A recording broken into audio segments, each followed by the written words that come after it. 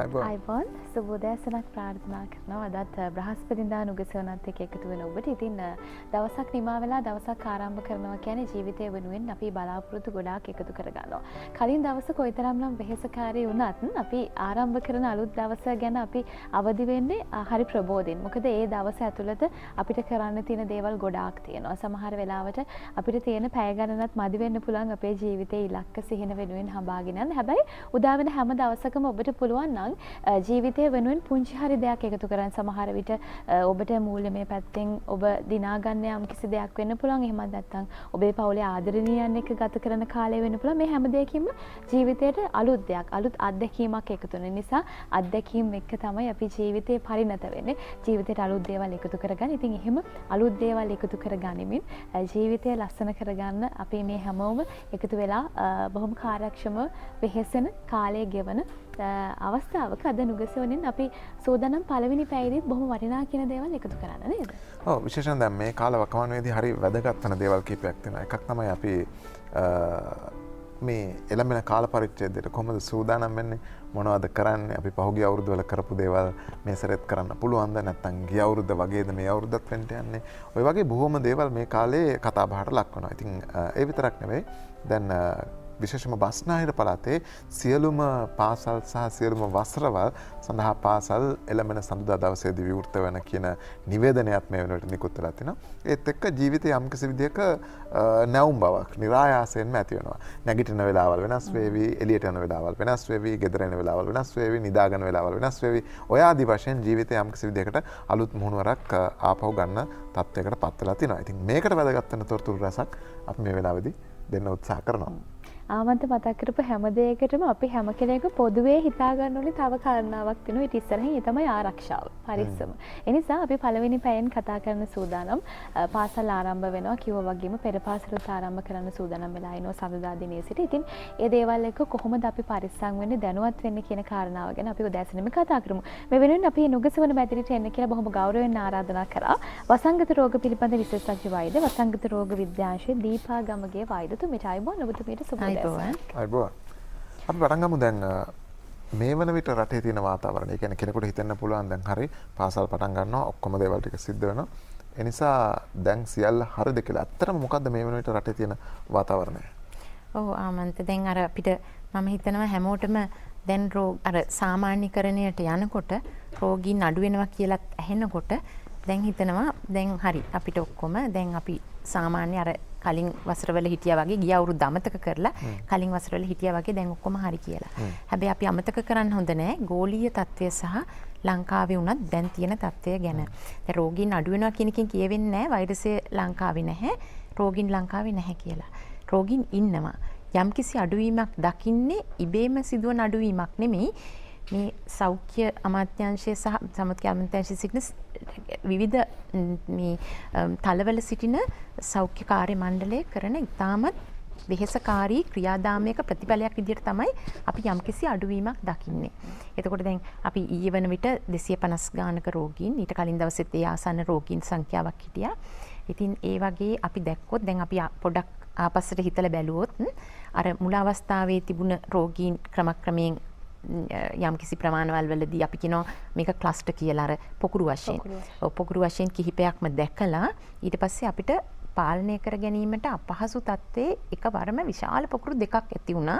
අර මත්ස්‍ය වෙළඳපොළ ආශ්‍රිතව සහ බ්‍රැන්ඩික්ස් ආයතනය ආශ්‍රිතව. ඒතකොට බ්‍රැන්ඩික්ස් ආයතනය ආශ්‍රිතව ආව පොකුර සමනය කරගන්න වෙහෙස දරන අතරතුර තවත් ඉතා විශාල මත්ස්‍ය වෙළඳපොළ ආශ්‍රිතව ඒක රට පුරාම විසිරුණු ජාලයක් බවටත් පත් වුණා. මොකද ඒ ආශ්‍රිතව අපිට හම්බ වෙනවා නේද PCR පරීක්ෂණ වලින්. ඔව් ඒක ඔව් දැන් ඒ PCR පරීක්ෂණ වල දැන් මේ දෙක ආශ්‍රිතව රට පුරාම ඉතාමත් විශාල වශයෙන් පැතිරිලා ඔවුන්ගෙන් නැවත පැතිරි යන අණු පොකුරු විශාල වශයෙන් නැති වුණා.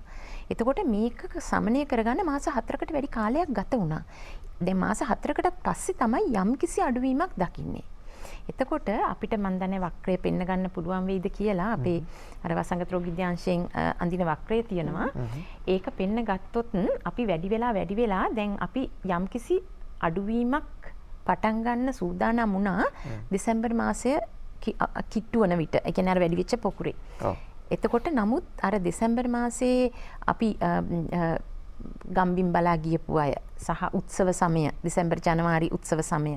එතකොට අපි දැන් පේනවනේ දර අඩු වෙලා ගිහිල්ලා ඊට පස්සේ ඒ උත්සව සමයත් එක්ක එතකොට තයි පොංගල උත්සවය ආවා අපිට නත්තල් උත්සවය ආවා ඒවත් එක්ක නිවෙස් කරා ගිය අයගෙන් ගම්බිම් වලට විශාල වශයෙන් පැතිරිලා තමයි අර තවත් වැඩිවීමක් පේන්නේ. අතරමැදකින් අර ඊට කන්දක් වගේ පේන්නේ ඒක. ඒ කියන්නේ ඒ රෝගීන් නැවතත් වැඩිවීමක් පටන් ගත්තා. ඊට පසුව දරපු ඉතාමත් අමාරුවකින් තමයි මේ අඩුවීම අපි දකින්නේ. මේ නිකම්ම වෙන අඩුවීමක් නෙමෙයි. මේ ආශ්‍රිතයන් හොයාගෙන ඔවුන් නිරෝධායනයට ලක් කරලා ඔවුන්ගේ නැවත නැවත පැතිරුණු ආගිය තැන් හොයා බලලා එහෙම කරලා තමයි දැන් මේ 200 ගානකට අඩු වෙලා තියෙන්නේ. ඉතින් මං හිතනවා මේක මේ අපි ඔක්කොම බැලුවොතින් අපේ රටේ දැන් වෙනකොට 91,000ක ඉක්මවලා තියෙනවා. ඒ වගේම මරණත් 250 ඉක්මවලා තියෙනවා. ඉතින් අපි මේක අපිට දැන් මේ අඩුවීම හොඳ තත්ත්වයක් විදිහට නම් කල්පනා කරන්න බෑ. වෛරසය තියෙනවා. මේ ඊට වෙහෙසක් දරලා අඩු කර ගැනීමක තමයි අපි ඉන්නේ. ඉදිරියට එන කාල වකවානුවත් අර ඔබ දෙන්නම කිව්වා වගේ මේ උත්සව සමයක් එක්ක තමයි අපි මුහුණ දෙන්නේ. ඒ වගේ වෙලාවක තමයි අපි මේ දැන් කතා කරන්නේ. සමහරු කියනවා මේ සංඛ්‍යාව යම් කිසි දෙයකට අඩු වෙලා තියෙන. ඒ කියන්නේ 900 ගානට විතර ගිය එක 250ට විතර අඩු වෙලා තියෙන්නේ. කරන පරීක්ෂණ සංඛ්‍යාව අඩු වෙලායි කියලා. ඒක ඇත්තක් තියෙනවද? දැන් ආමන්ත අපි මේක දිහා බලන්න ඕන. අපි පරීක්ෂණ කරන ප්‍රමාණය පරීක්ෂණ කරන්නේ කාටද කියන එකත් මත. එතකොට දැන් පරීක්ෂණ අපි මේ අපිට කළ යුතු පුද්ගලයන්ට පරීක්ෂණ කරන ගමන් ඔවුන්ගෙන් හඳුනා ගන්න රෝගීන් ප්‍රමාණය. එතකොට මේ දෙක එකටත් තියෙනවා අපිට මේ වසංගත රෝග විද්‍යාංශයෙන් අඳින අවි වක්‍රේ වගේම සටහනක් අපි ඒක දිහා බලන්න පුළුවන් නම් ඒ සටහනේ පේනවා අපි අපේ බලාපොරොත්තුව තමයි මේ ටාගටඩ් ස්ක්‍රීනින් කියන එක. ඒ කියන්නේ අපිට ඉලක්ක කණ්ඩායම් අනුගත කරලා කරන පරීක්ෂණ 10000 ඉක්මවලා අපි දැනට බලාපොරොත්තුව තමයි අපේ තියෙන ප්‍රමාණය අනුව 10000ක ප්‍රමාණයක ඉන්නවා නම් හොඳයි කියලා. ඒතකොට 10000ත් පහළ. අපි දැන් මෙන්න මේ වක්‍රය දිහා මේක දිහා මේ රූප සටහන දිහා බැලුවොත් ওই නිල් පාට පෙන්වන්නේ අපි අර මත්ස්‍ය වෙළඳපොළ ආශ්‍රිතව වෙලාවේදී තමයි අර වැඩි කිරීම පටන් ගත්තේ. මොකද රෝගීන් වැඩි වෙනකොට. ඒ කියන්නේ උඩ නිල් පාට රේඛාව පෙන්න කරපු PCR පරීක්ෂණ සංඛ්‍යාව. අන්න හරි. මේ නිල් පාට රේඛාව පෙන්වන්නේ PCR පරීක්ෂණ සංඛ්‍යාව දිනෙන් දිනට කොපමණ ප්‍රමාණයකින් වැඩි කරගෙන ගිහිල්ලාද කියලා. ඒතර ඊට පහලින් පේනවා රතු පාට යටින් යන රේඛාවක්. මේක තමයි මේ රෝගීන් සංඛ්‍යාව. ඒ කියන්නේ මේ ප්‍රමාණය වැඩි කරගෙන යනකොට අපි රෝගීන් ප්‍රමාණයත් වැඩි වෙගෙන යනවාද කියන එක. ඒතර මේ රෝගීන් ප්‍රමාණය වැඩි කරගෙන යන වෙනවා නම් ওই රතු රේඛාව උඩට එනවා නම් තවත් විශාල වශයෙන් රෝගීන් මේ පරීක්ෂණ ප්‍රමාණය වැඩි කරගෙන යන්න ඕන. ඉතින් දැන් කරන්නේත් අපි අර ඉලක්කගත කණ්ඩායම් වලට කරන පරීක්ෂණ කරගෙන යනවා. ඒවයි අඩුවීමක් වෙලා නැහැ. ඔබට පේනවා ඇති පද්ධතුමේ බස්නාහිර සහ ගම්පහ සහ කොළඹ ප්‍රදේශවල වැඩිපුර PCR පරීක්ෂණ දැන්ටත් සිද්ධ කරනවද? වැඩිපුර කියලා කියන්නේ අපිට කළ යුතු ප්‍රමාණයක් කරනවා. එතකොට දැන් අපි දැන් ඉලක්කගත කණ්ඩායම් කියලා කියන්නේ දැන් මේ අර අපි කියනවා අවදානම් ප්‍රදේශ විදිහට රෝගය පැතිරුණු ප්‍රදේශවල ඒවා ඒ ආකාරයෙන් කරගෙන යනවා. ඒවා අඩු කරා නම් අපිට රෝහල් ගතවන රෝගීන් වැඩි වෙන්න ඕන. දැන් අපි දැකපු දෙයක් තමයි අර මත්ස්‍ය වෙළඳපොළ ආශ්‍රිතව සහ ඒ ඇති වුණු විශාල පොකුරු වලදී රෝහල් ගත වුණු රෝගීන්. ඒ කියන්නේ රෝග ලක්ෂණත් එක්ක රෝහල් ගත වෙන රෝගීන් සහ සැක කරන රෝගීන් ඉතා විශාල වශයෙන් වැඩි වුණා. එතකොට දැන් අපිට දකින්න දෙයක් තමයි මේ සැක කරන රෝහල් ගත වෙන සැක කරන අපේ තවත් ක්‍රියාදාමයක් එනවා. දැන් මේ ඉලක්කගත රෝගීන් කියලා තත්පර කිහිපයක් දෙන්න අපි ඉක්මනින් වෙලාව බලවෙනවා.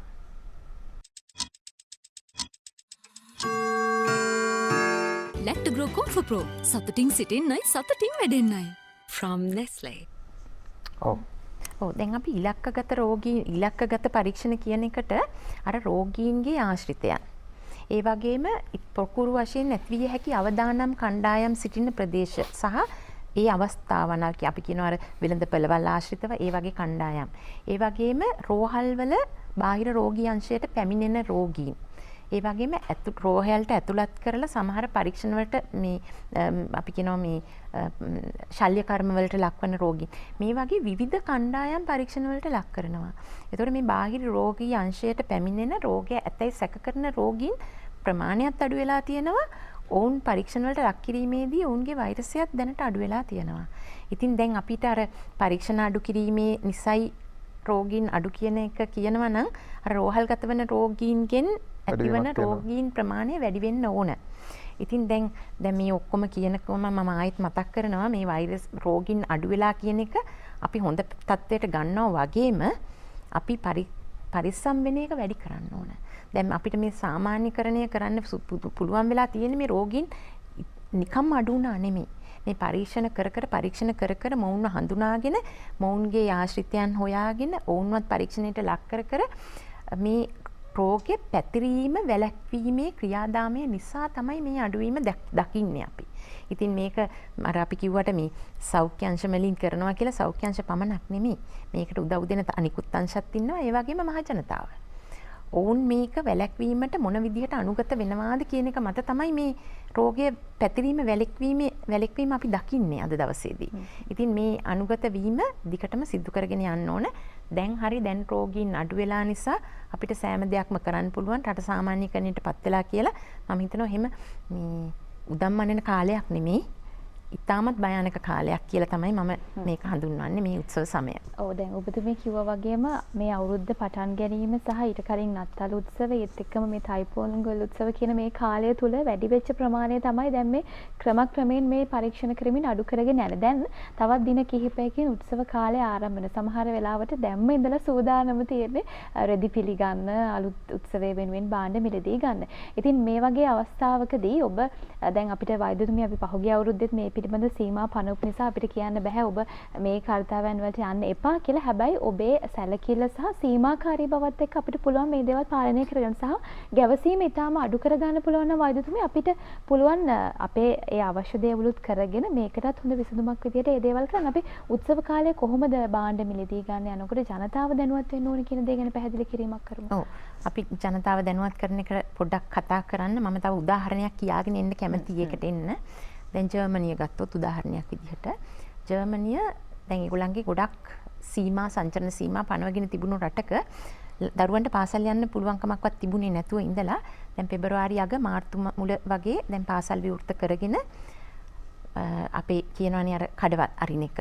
ඒකත් පොඩි ප්‍රමාණයකට තමයි ඉඩ දීලා තියෙන්නේ.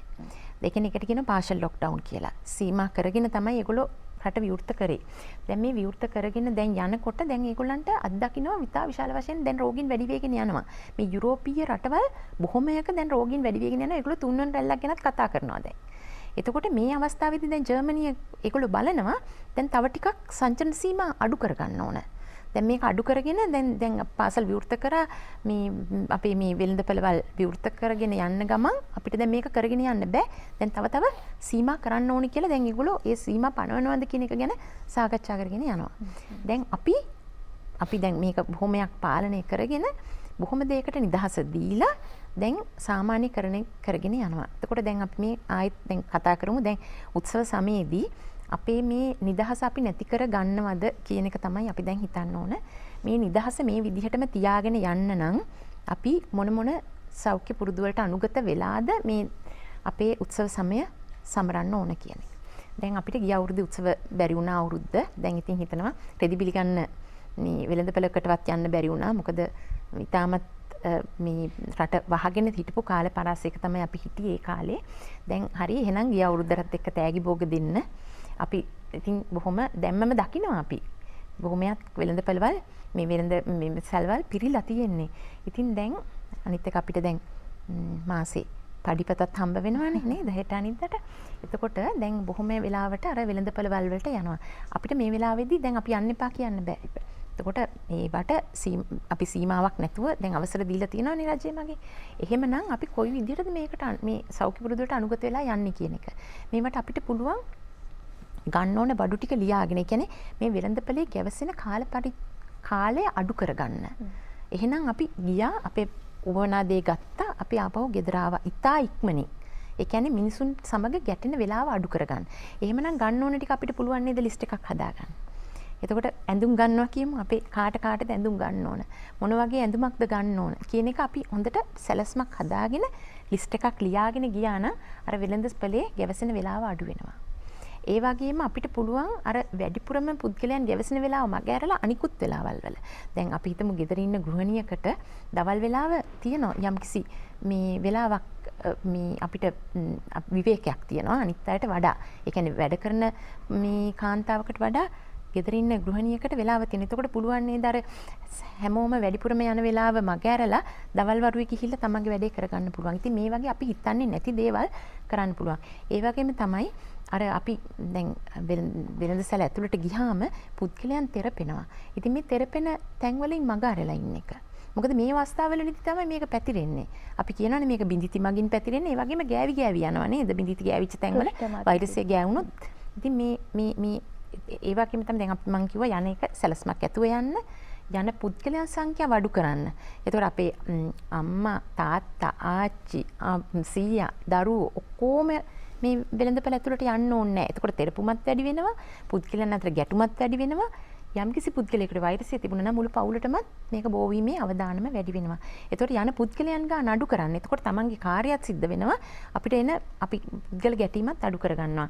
එතකොට සැලස්මක් ඇතුව යන එක, පුද්ගලයන් සංඛ්‍යාව අඩු කරගන්න එක, වෙළඳසැල ඇතුළට තෙරපීම තියෙනවා නම් ඒ තැන්වල මගහැරලා වෙන වෙලාවක යන එක. ඒ වගේම මේක අපි දැන් කියනවානේ අත සෝදගෙන යන්න. මේ එහෙම නැත්නම් Tamanට සැනිටයිස් එකක් තියාගන්න, Tamanගේ අත පිරිසුදු කරගන්න. ඉතින් මේ දේවල් වලට අනුගත වෙන එක. ඊළඟට වෙළඳසැල ඇතුළෙත් සෑම බඩුවක්ම අනවශ්‍ය විදිහට අතපත ගන්න නැතුව ඉන්න එක. මේ අනිත් එක Tamanගේ අත අපි මේ වෙළඳසැල ඇතුළට යෑමේදී සහ ඉවතට ඒමේදී අත පිරිසුදු කරගන්න එකට අමතරව පුළුවන් තරම් අපේ මූණ අත ගන්න නැතුව ඉන්න එක. මොකද මේ අපේ නාහය කට ඇහැ කියන මේ ස්පර්ශ කිරීමෙන් තමයි මේ වෛරසය අපිට ඇතුල් වෙන්නේ. ඉතින් එහෙමනම් අපේ අතේ ගෑවුනත් අපි ඉක්මනට අත හොද ගත්තා නම් මේ අත හොද ගන්නවා කියන්නේ වතුරට අත අල්ලලා ගන්න එක නෙමෙයි. හොඳට අත වතුරට ගලා යන වතුරට අල්ලලා සබන් දාලා අතුල්ලලා හොඳට සෝද ගන්න ඕන. එතකොට අපිට අත පිරිසිදුයි. ඉතින් මේ දේවල් වලට අනුගත වෙන්න ඕන මේ උත්සව සමයේදී වෙළඳපළකට යෑමේදී සිදු කර යුතු ක්‍රියාකාරකම් විදිහට. ඊළඟට තව තියෙනවා ගොඩක් දේවල් උත්සව ගැන කතා කරනකොට අපි පහුගිය අර දෙසැම්බර් මාසයේ අත්දැකපු දෙයක් තමයි මේ දැන් පොදු ස්ථානවලට යන්න බැරි නම් නිවෙස් වලට බොහෝ දෙනෙක් එකතු වෙලා අර උත්සවය සමරන්න අපි කියනවා මේ සාද පැවැත්වීම. ඉතින් මේ සාද පැවැත්වීමත් මම හිතනවා යම්කිසි ප්‍රමාණයකට Tamanට හොඳ පුරුදු වලට අනුගත වෙලා තමයි යම්කිසි ප්‍රමාණයකට සිදු කළ යුතු. ඉතින් අපි දැකපු දෙයක් තමයි මේ අවස්ථාවන් වලින් තමයි බොහොම දෙනෙකුට වෛරසය පැතිරුනේ. ඉතින් මේ සාද පැවැත්වීම සීමා කරයි කියලා Tamanටම සීමා කරගත්තයි කියලා අපිට පාඩුවක් සිද්ධ වෙන්නේ නැහැ. ඉතින් ඒකත් මම හිතනවා බොහොම කල්පනා කළ යුතු දෙයක්. මේ උත්සව සමයේදී. ඊළඟට වැදගත්ම කාරණේ තමයි අපි සාකච්ඡා කළ යුත්තේ පාසල් ආරම්භය පිළිබඳව. දැන් පාසල් ආරම්භ වෙනකල් අපි ගොඩාක් දෙනෙක් කිව්වා කවද්ද පටන් ගන්න කවද්ද දරුවෝ ඉස්කෝලේ යන්නේ. ඒ වගේ ආදි වශයෙන්. හැබැයි දැන් පාසල් ආරම්භ කරනවා කියන නිවේදන ඒමත් එක්ක මොකද කලින් තිබුණේ අප්‍රේල් මාසයේ 19 තමයි බස්නාහිර පළාතේ අනිත් වසරවල පටන් ගන්න කියලා. නමුත් 29 කියලා එකපාරට ඒක ඉස්සරහට ගෙනාවට පස්සේ දැන් පොඩ්ඩක් පැකිලීමක් ඇති වෙලා තියෙනවා. මොකද්ද කරන්නේ දැන්? අපි හරියද දැන් ප්‍රශ්නයක් නැද්ද? දරුවෝ ඉස්කෝලේ යවන්න පුළුවන්ද? ඒ ආදි වශයෙන්. ඒක ගැනත් අපි කතා කරන්න ඕනේ. ඔව් මේ අපි දැන් මේ කාරණා දෙකක් තියෙනවා මේක දිහා හොඳට බලන්න ඕන. දැන් මේ කල් දැම්ම ඇයි බස්නාහිර පළාතේ පටන් ගන්න නැති කියන එකට දෙමව්පියන්ගෙන්ම ලොකු ඉල්ලීමක් ආවා. අපේ දරුවන්ට විතරක් නැතුව ඇයි ඔක්කොම යද්දි ඇයි අපේ දරුවෝ ගෙවල් වල ඉන්නවා කියන එක. ඒතකොට දෙමව්පිය කණ්ඩායම් දෙකක් ඉන්නවා. එක කණ්ඩායමක් දැම්ම පටන් ගන්න ඕනේ නැහැ. දරුවෝ ගෙදර ඉන්න එක අපිට ආරක්ෂිතයි කියලා හිතනවා. තව කණ්ඩායමක් හිතනවා අපේ දරුවෝ මේ අධ්‍යාපනයෙන් ඈත් වෙනවා. ඒක නිසා පාසලට යවිය යුතුයි කියලා හිතන. ඉතින් මම හිතනවා අධ්‍යාපන අමාත්‍යාංශයත් සෞඛ්‍ය අමාත්‍යාංශයත් එකතුව මේ ගත තීරණයක් තමයි මේ දරුවන් පාසල් යවිය යුතුයි කියන එක. මේකට හේතුවක් තියෙනවා. මේ දරුවන්ට දැන් වසරක පමණ කාලයක් નિયમિત ක්‍රමානුකූල අධ්‍යාපනයක් නොලැබීම. එතකොට අපි තව ටිකක් ඊට එහාට ගිහිල්ලා බැලුවොත් මේ අපේ රට කියන්නේ සාක්ෂරතාවය ඉහළ රටක්. එතකොට දරුවන්ගේ අපි පාසල් කාලය බැලුවොත් අර drop out rate කියන එක. ඒ කියන්නේ විවිධ ශ්‍රේණිවලදී නිවෙස් කරා නවතින දරුවෝ. ඒක අඩු රටක්. ඒක අඩු තත්වයකට ආව පහුගිය ටිකේ. එතකොට දැන් අපි ආයෙත් මේ දරුවෝ වෙන මාර්ගවලට යොමු වීමේදී මේ දරුවන්ට පාසල් ගැන තියෙන උනන්දුව අඩු වෙනවා. මොකද අපි අර දකින්න දෙයක් තමයි පාඩම් කරන්න විභාග කරනවට වඩා වෙන මාර්ගයකින් සල්ලි හොයන්න දරුවෝ යොමු වෙනවා නම් දරුවන්ට ඒකට යොමු වීම වැඩි. මම මේ කතා කරන්නේ සමස්තයක් රටේ සෑම දෙනෙක් ගැනම කියනකොට. එතකොට දැන් අපේ පහුගිය කාලේ දරුවෝ දෙමව්පියන්ට ඇතිවෙච්ච ආර්ථික අපහසුකම් එක්ක සමහර දරුවෝ විශේෂයෙන් ගම්වල දරුවෝ විවිධ ක්‍රියාමාර්ග වලින් මේ මුදල් ඉපීමේ ක්‍රමවලටත් යොමු වෙලා තියෙනවා. ඒතකොට මොවුන් නැවතත් පාසලට ගෙන්වා ගන්න වෙහසක් දරන්න වෙයි. අර සාක්ෂරතාවයේ වැඩි කියලා බොහොම සන්තෝෂ වෙච්ච රටකට අපිට පසුබෑමකට යන්නත් සිද්ධ වෙයි. ඉතින් මේ ඔක්කොම ගැන හිතනකොට දරුවන් පාසල් එවීමේ අවශ්‍යතාවයක් තියෙනවා. එතකොට ඒක දැන් අපි යවන දවස ගැනනේ දැන් ප්‍රශ්නේ තියෙන්නේ. යවන දවස ඉස්සරහට ආවා කියන එකට මම හිතනවා දෙමව්පියෝ සතුටු වෙන්න ඕන. අපි එහෙම හිතමු සතුටු වෙන්න ඕන. සතුටු වෙන්න ඕන වගේම මේ දරුවන්ට කියලා දෙන්න ඕන කොහොමද සෞඛ්‍ය පුරුදු වලට අනුගත වෙලා Tamanට මේ වෛරසය බෝ කරගන්නේ නැතුව පාසලට ගිහිල්ලා Tamanගේ අධ්‍යාපන කටයුතු වලට යොමු වෙලා නැවතත් ආරක්ෂිතව නිවසට එන්නේ කොහොමද කියන එක. ඉතින් අර අපි මුලත් මීට පෙරත් කතා කරනකොට කිව්වා දරුවන්ට ගෙදර ඉන්න කාලේදී අම්මලාට අත හොදන්න පුරුදු කරන්න කියලා. වැඩියෙන්ම වැදගත් දේ අත හොදන්න. ඉතින් පාසලට ගියත් යම්කිසි ක්‍රියාකාරකමකට යොමු වුණත් සෑම වෙලාවෙම අත හොදන්න පුරුදු කරන එක. ඒ වගේම තමයි අර පාසලේදී අනවශ්‍ය විදිහට දරුවෝ එකිනෙකාට ගැටෙන එක අඩු කරගන්න එක. අපිට ඉතින් ඕක කිව්ව ගමන් කියන මේ දරුවෝ එකට සෙල්ලම් කරනවා කොහොමද මේක අඩු කරගන්නේ කියලා. නමුත් එකිනෙකා අතපත ගන්න එක අඩු කරන්න පුළුවන්කම තියෙනවා මේ තේරෙන දරුවන්ට. කුඩා දරුවන්ට බැරි වුණාට වැඩිහිටි දරුවන්ට පුළුවන්කම තියෙනවා. මේ දරුවන්ට තියෙනවා දැක්ක ගමන් අර බොහොම කලකින් දැක්කහම එකිනෙකා සිප වෙලඳ ගන්නවා බදා ගන්නවා. ඉතින් මේවා නොකර හිටියොත් හොඳයි. දැන් අපි කොච්චර කිව්වත් අත දෙන එක නවත්තමු. අපි ආයිබෝවන් කියමු. එකිනෙකා අතපත ගන්න එක වළක්වමු කියලා මේ පහුගිය දින කිහිපෙම අපිත් දකිනවා දැක ගමන් අහන්නත් හිතෙනවා. ඇයි මේ එපා කියන දේ කරන්න කියලා. අත දෙන එක කොච්චර එපා කිව්වත් ඒක කරනවා. අත්පත ගන්න එපා සිප වෙලඳ ගන්න එපා කිව්වට ඒක කරනවා. දැන් මේ වෛරසය අඩු වුණා කියන්නේ නෑ නෙමෙයි. වෛරසය තියෙනවා. මේ වෛරසය අපිට හැට පේන්නේ නෑ. මේක ඕනම වෙලාවක ඕනම කෙනෙකුට වෙලඳීමේ හැකියාව තියෙනවා. ඉතින් අපි ඈතින් ඉන්න මීටරය ඈතින් ඉන්න කිව්වහම ඊට වඩා ළඟට ඇවිල්ලා අතපත ගන්න යන්න එපා කියන එක. ඉතින් මේක මම මේ දරුවන්ට විතරක් නෙමෙයි වැඩිහිටියන්ටත් සෑම දෙනෙකුටම කියනවා. අපි අර මුලින් කිව්ව සෞඛ්‍ය පුරුදු වලට අනුගත වෙන්න. මේ වෛරසය රෝගීන් අඩු වුණා කියන්නේ වෛරසය නෑ නෙමෙයි වෛරසය තියෙනවා. ලෝකේ ඉතාමත් අධික වශයෙන් තියෙනවා. අපේ රටෙත් යම්කිසි අඩුවීමක් තිබුණාට වෛරසය තියෙනවා. ඉතින් මේ වෛරසය එකිනෙකාගෙන් බෝ කරගන්නේ නැතුව පරිස්සම් වෙන්නේ කොහොමද? ඒ විදිහට පරිස්සම් වෙලා සාමාන්‍යකරණයේ අපි සාමාන්‍ය වැඩ කටයුතු කරගන්නේ කොහොමද කියන එකට අනුගත වෙන්න ඕන.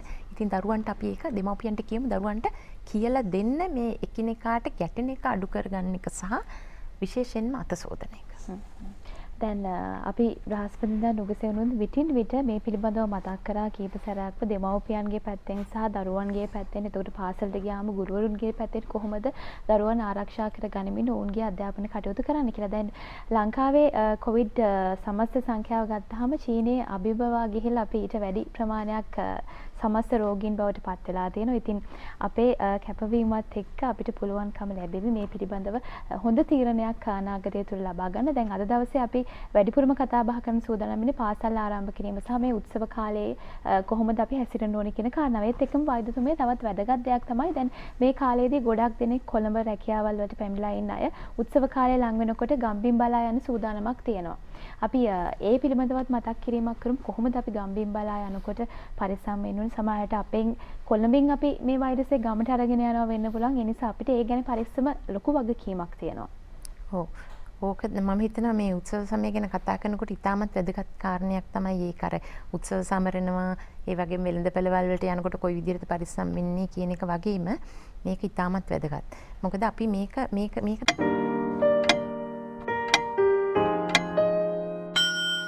commercial credit රන් ණය ජීවිතයයි රත්තරන්.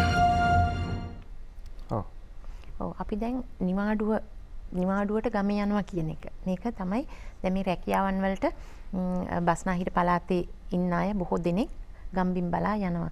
ඉතින් මේක බස්නාහිර පළාතේ නෙමෙයි අපි බැලුවොත් තව දකුණු පළාතෙත් තියෙනවා මේ මැද මොකද කියන්නේ අපි සෙන්ට්‍රල් ප්‍රොවින්ස් එකෙත් ඉන්නවා. ඔය වගේ අපිට කිව්වොත් කියයි නෑ මේක. ඉතින් කොළඹ විතරක් නෙමෙයි බස්නාහිර පළාත විතරක් නෙමෙයි හැමතැනම තියෙනවා කියලා. ඉතින් අපි මේ හැමෝටම කියමු විශේෂයෙන් බස්නාහිර පළාත ගැන අපි කතා කරන්නේ බස්නාහිර පළාතේ තමයි වැඩියෙන්ම රෝගීන් වාර්තා වුණු ප්‍රදේශ විදිහට තියෙන්නේ. ඉතින් දැන් මේ වැඩ කරලා වෛරසයත් අරගෙන අපි නිවෙස් වලට ගිහිල්ලා ගෙදර ඉන්න අම්මා තාත්තට එහෙම නැත්නම් අපේ ආච්චි අම්මට සීයට මේ වෛරසය නොදී ඉන්න. ඉතින් අපි පුළුවන් තරම් ඔවුන් අපි ගියාට පසුව අපිට බාහිරව වෛරසය නොපෙනුනාට වෛරසය තියනවාද කියන එක අපිට කියන්න බෑ. අපේ බැලුවොත් දැන් අර රෝගීන් රෝග ලක්ෂණ පෙන්වන සහ රෝග ලක්ෂණ නොපෙන්වන රෝගීන්. දැන් අපි සමහර රටවල් ඉන්නවා ඒගොල්ලන්ගේ රෝග ලක්ෂණ පෙන්වන රෝගීන් විතරයි රෝගීන් විදිහට ගන්නෙ. දැන් අපි රෝග ලක්ෂණ පෙන්වුවත් නැතත් වෛරසය තිබුණා නම් වුන් රෝගියෙක් විදිහට සැලකුවා. ඒක නිසා තමයි මේ තත්ත්වයට අපිට එන්න දැනට මේ තත්ත්වය තියාගෙන ඉන්න පුළුවන්කම තියෙන්නේ. නැත්තම් අර අපිට කාලයක් තිබුණානේ මේක සමාජගත වෙලා කියලා අතාරින්න කියලා මේ වෛරසයේ පමණක් තියෙන රෝගීන් විතරක් ගන්න මේ රෝග ලක්ෂණ නැති රෝගීන්ට සමාජයේ ඉන්න අරින්න කියන තැනට ආවා. ඉතින් අපි සෞඛ්‍ය අමාත්‍යාංශය වසංගත රෝග විද්‍යාංශය විදිහට දිගටම හිටියා. එහෙම බෑ. මේ වෛරසය යම්කිසි පාලනයකට ගන්න නම් වෛරසය තියෙන සෑම දෙනෙකුටම රෝගියෙක් විදිහට සැලකිය යුතුයි කියන තැන දිගටම ඉඳලා තමයි අපි මේ යම්කිසි හොඳ තත්ත්වයක් අද දිනේ වෙනකොට දකින්නේ.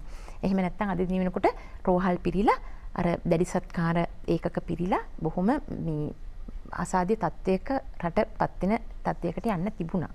ඉතින් දැන් අපි මේක හොඳ තත්ත්වයක් කියන වගේම දැන් අර මේ අපිට කොයි විදිහටද මේ ගම්බින් බලා ගිහිල්ලා ඉන්නේ කියන එකට ඉතින් අපි අවස්ථා තුනක් තියෙනවා මේක.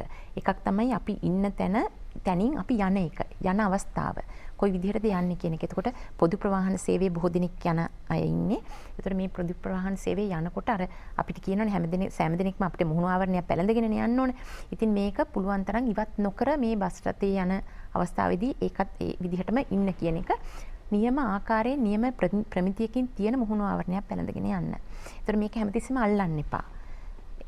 එතකොට අපේ මේ බස් රථවලට තියෙනවා හැම එකටම තියන්න කියලා මේ hand sanitizer. එතකොට ඒක තමන්ට භාවිතා කරන්න කියන එක තමන්ගේ අත පිරිසිදුව තියාගන්න. ඒ වගේම මේ බස් රථවලට ඔවුන්ට ගොඩ වෙන්න දැන් අපි මේ මගී ප්‍රවාහන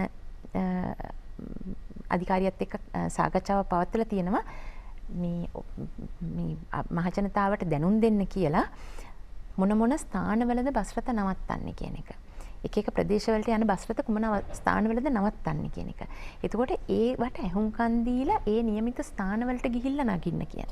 නැතුව සෑම දෙනෙක්ම ඇවිල්ලා නගරබදව පොරකකා මේ අපේ බස් ස්ටෑන්ඩ්ස් වල රස්තිය අඩු වෙන්නේ නැතුව අර දෙන පණිවිඩවලට ඇහුම්කන් දීලා තමන්ට නියමිත බස් රථයේ නවත්තන ස්ථානයට ගිහිල්ලා මේ ඒ බස් රථවලට ගොඩ වෙන්න. එතකොට පුද්ගල ගැටීම අඩු කරගන්න පුළුවන්. එතකොට බස් රථයේ යන අවස්ථාවේදී බෝවීම සිදු කරගන්නේ නැතුව නියමිත මුහුණු ආවරණයක් පැළඳගෙන අත පිරිසිදු කරගෙන යන්න කියන එක. ඒ වගේම මග නවත්වුවොත් යම්කිසි ඉතා දුර ගමන් මග ස්ථානවල නවත්තනවා. ඉතින් මේ ස්ථානවල නැවැත්තුවාම ඒ වෙළඳ සැලටත් යනවා. ඒ වගේම මං හිතනවා මේ අර සනීපාරක්ෂක කටයුතු වලට ඒ නියමිත වැසිකිලි වලටත් යාමට අවශ්‍ය වෙනවා. ඉතින් පොදු ස්ථාන පාවිච්චි කරනවා නම් අර තමන් ගාවත් මම කියනවා පොඩි දැන් තියෙනවනේ හැමතැනම වෙළඳපොලේ පොඩි hand sanitizer ගන්න. ඉතින් ඒ මේ දියරයක් තමන්ගේ ළඟ තියාගෙන ඒ ස්ථානයේ භාවිතා කර වහාම තමන්ගේ දෑත් පිරිසුදු කරගන්න කියන මේක හිතන්නේ නැති කාරණා.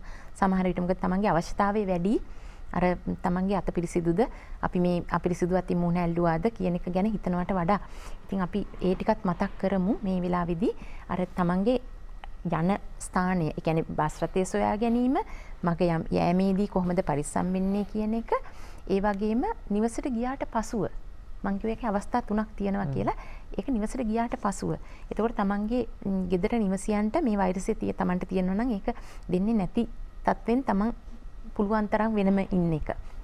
ඒ වගේම දැන් මේ අපි ගමට දෙන්නේ නැති එක. දැන් ගමේ ගියාම ඔක්කොම නෑදෑයෝ බලන්නත් යන්න ඕන. ඒ වගේම ඔවුන්ගේ නිවෙස්වල තියෙන උත්සවවලට කතා කරන ඒවට යන්නත් ඕන. ඉතින් ඒ අවස්ථාවවලදීත් අර සෞඛ්‍ය ආරක්ෂිත පුරුදු වලට අනුගත වෙන්න එක සහ තමන්ගේ ගමන් බිමන් සීමා කරන එක ගමේ. හොඳයි අපි තාම වැදගත් වෙන කාරණා කිහිපයක් කතා බහ කළා. විශේෂයෙන්ම අද දවස වෙන විට තිබෙනා වූ තත්ත්වය කියන්නේ පාසල් ආරම්භ වෙනවා, උත්සව සමය සඳහා ලෑස්ති වෙනවා. මේ දේවල් කොහොමද සුරක්ෂිතව කරන්නේ කියන එක පිළිබඳව යම්කිසි අවබෝධයක් අදහසක් ඔබට ලැබෙන්නේ නැති කියලා විශ්වාස කරනවා. අපි විසින්ම අපි වෙනුවෙන් සංචලන සීමා පනව ගත්තොත් අපිට මේ තත්ත්වයෙන් මිදෙන්න අවස්ථාවක් ලැබෙ වෙන බෙහෙවින් ස්තුතිවන්ත වෙනවා අද අපිත් එක්ක එකතු වුණු වසංගත රෝග පිළිබඳ විශේෂඥ වෛද්‍ය වසංගත රෝග විද්‍යාංශයේ දීපා ගමකේ වෛද්‍යතුමිට ආයුබෝවන් ඔබතුමීට.